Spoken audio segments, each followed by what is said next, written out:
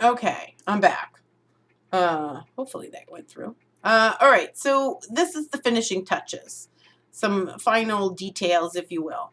So we're going to make it so that monsters are randomly generated in the game, and they're going to be randomly placed along the height. Okay, and then they want a specific location on the x-axis where it's always going to be, but random heights. I think you can make it so that they're random all the time. I think it's actually down in here somewhere. I don't know where. Okay. And then you can have when the monster collides with the player, destroy the player. All right. So we'll do those. And then all of these things you need to figure out how to do. All right. So let's go into that. So system every 3 seconds. So system.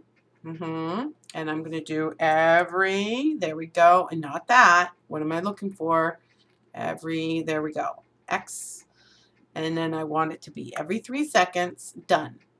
And then I'm going to have the system, right? Spawn. Let's see, oh, is it system or is it monster? Nope, create object, that's the wrong word I was using. So system, create object. It's going to create object. There we go. And we're going to choose to do a monster and hit OK. And now where we want it on the x-axis. So I'm going to cancel this only because I want to show you. Okay, right up here in this section, look at my mouse down here. You see how it's almost 0, 0, right?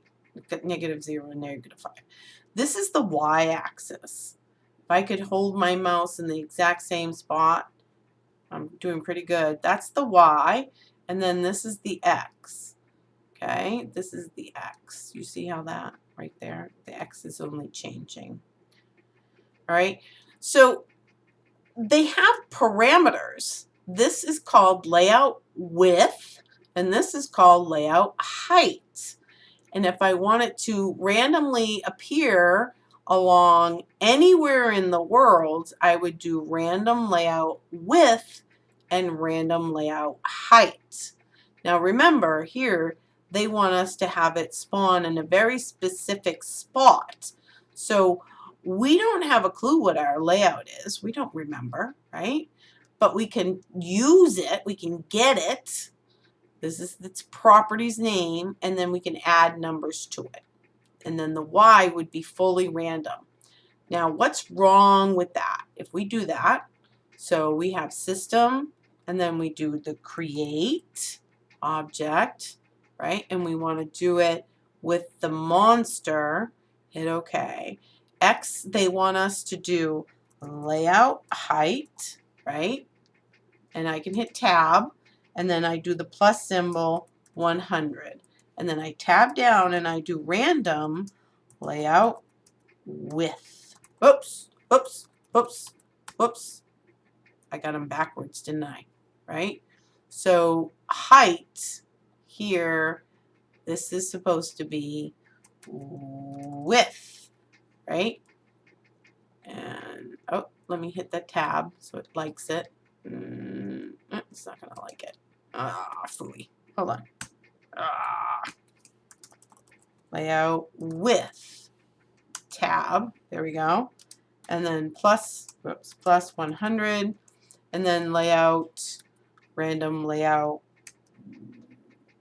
height. Oh, goodness. There we go. Tab. And then hit that. Okay. So what this is doing here is, again, it's always going to generate in a very specific spot on X, right? And it's going to randomly appear on Y. Done. So would you be able to remember where it's spawning along X?